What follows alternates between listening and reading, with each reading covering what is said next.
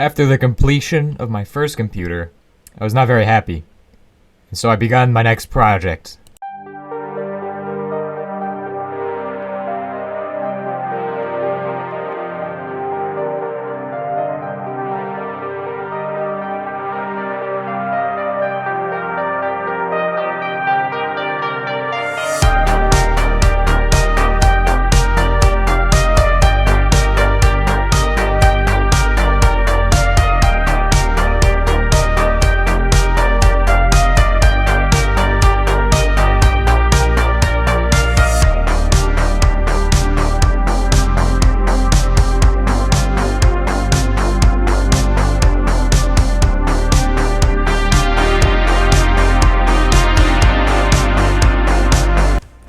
So as you all have just seen, my new project, that's the new ALU we started working on the last stream. Hello everybody, welcome back to another episode.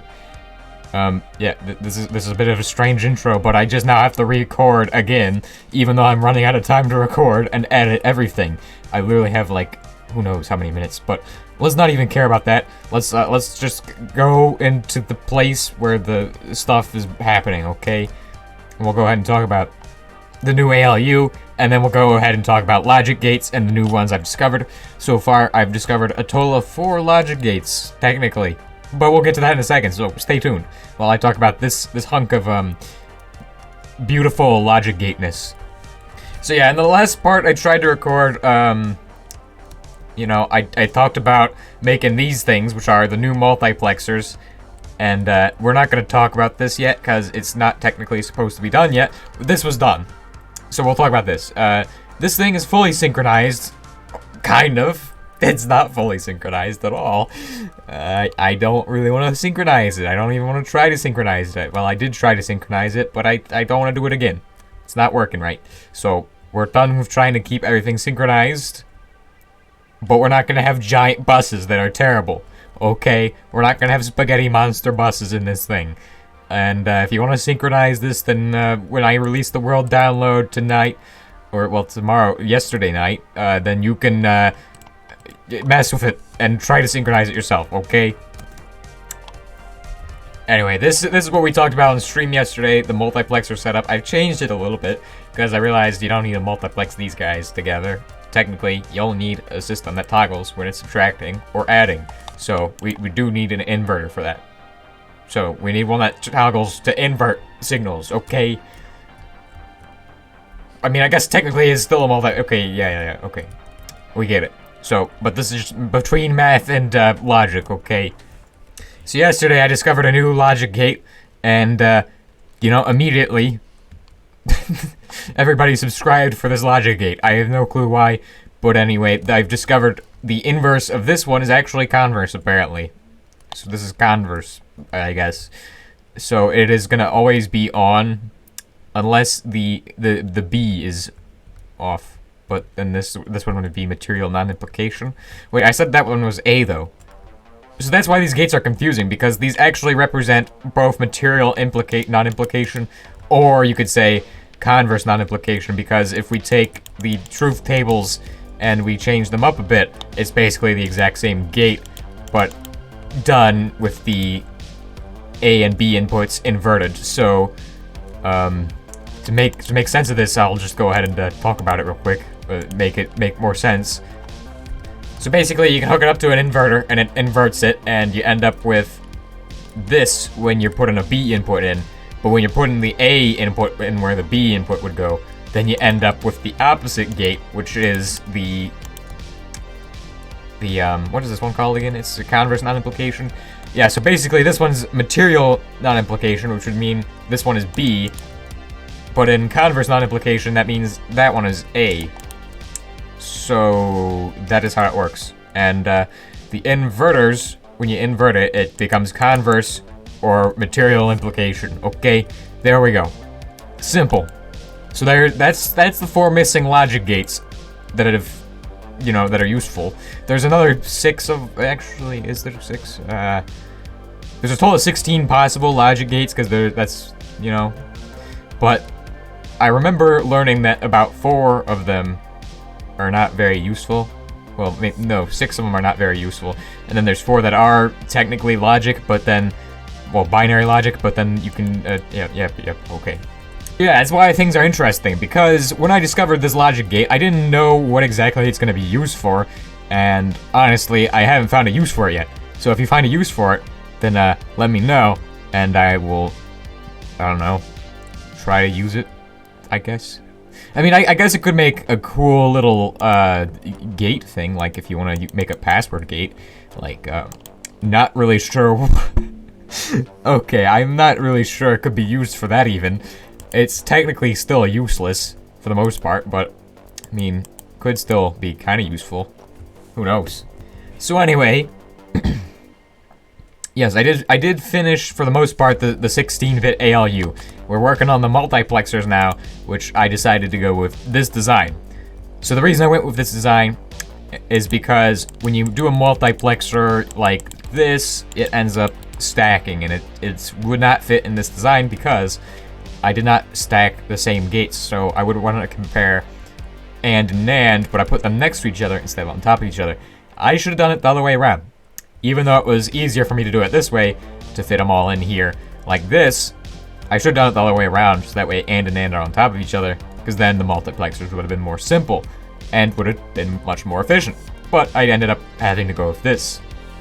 And now after we multiplex all of these guys, we will be able to use these vertical multiplexers again, but unfortunately, we have to go with this system for now. Which, this is where a lot of the desync issues come into play, because all these multiplexers have a massive amount of delay between firing, which the other ones, in the previous design, did not have much delay.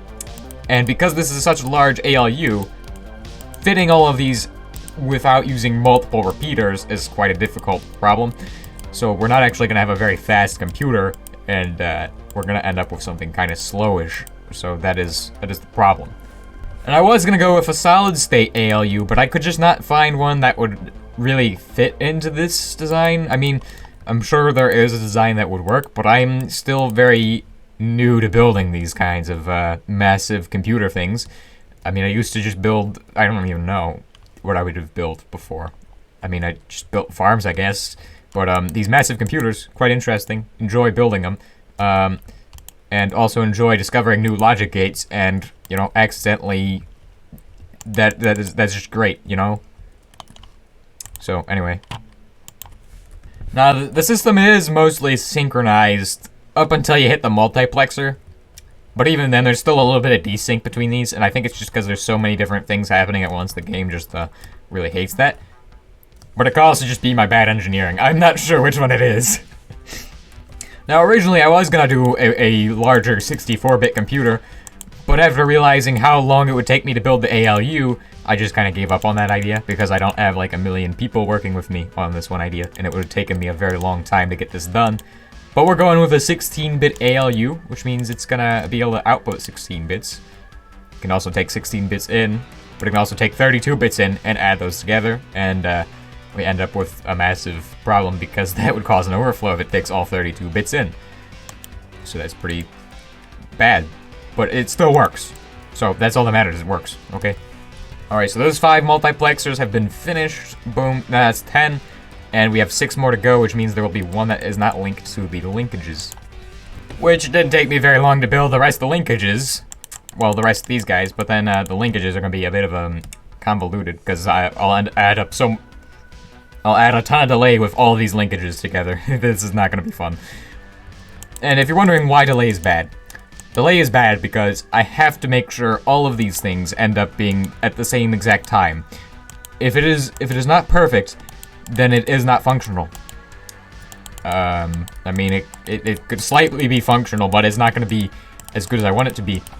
As I mentioned during the stream, I am planning on adding a ton of functions to this and making it very, very, very, very functional as a computer. And once this world gets released, it's going to be amazing because, you know, there's going to be a ton of stuff. I don't even know. I am not even sure what I'm saying now. I've just messed up what I'm saying. Hold on a second. Alright, I was saying we have to end today's episode because we're out of time. Whoops. Okay, so we have a total of... Each of those is running 5. Is there seven? You're telling me there's 17 bits? There's 17 bits in this system? Why is there 2 extra multiplexers? That is not good. Why did I have extra multiplexers? Uh-oh. We accidentally have made a 17-bit computer, everybody. This is now 2 bytes plus 1 bit of calculation power. This is not right. This is bad. I need to get rid of half of the I need to get rid of one of them. I don't even know what I'm saying now. It's just broken because I have an extra multiplexer logic piece. There's an extra piece here. There should not be this piece here. Hold on, let me count these and see if I have extra. Hold on, I'm counting these bad. 1, 2, 3, 4, 5, 6, 7, 8, 9, 10, 11, 12, 13, 14, 15, 16, 17, 18, 19, 20, 21, 22, 23, 24, 25, 26, 27, 28, 29, 30, 31, 32. We have an extra one. We have an extra. There should only be 32. Should we keep doing this? Should we just keep the system how it is and have 17 bits? Or do I need to get rid of one of these blocks? Why? Why do I have extra? Okay, I'm just gonna get rid of one of these blocks just because. Okay? I mean, I'm not even gonna bother because nobody's gonna tell me if I need to keep these. I mean, I don't even need this one. So anyway, if you have enjoyed today's episode, please consider liking and subscribing, just for my sanity, okay? You know, that's good. Do that, because then I won't end up with 17 bits instead of 16. What am I talking about? We don't have 34 bits of input. We should not have that. That's bad. So I'll see you all next time, and goodbye. So yeah, a little bit of, basically I overkilled it on this. I actually made way more than 100 logic gates and pieces for this thing, and made the an extra 2 for what I did. So if you want to calculate, there's a total of for each of these there's 8 gates, and then there is a total of 4 gates on these. So that's like 12 gates per unit, and there's a total of 16 bits. So for 16 times 12, that is how many pieces I probably made for this whole thing. So it probably cost me about an hour extra of time just to make this extra unit here. Okay, I'll just, goodbye now.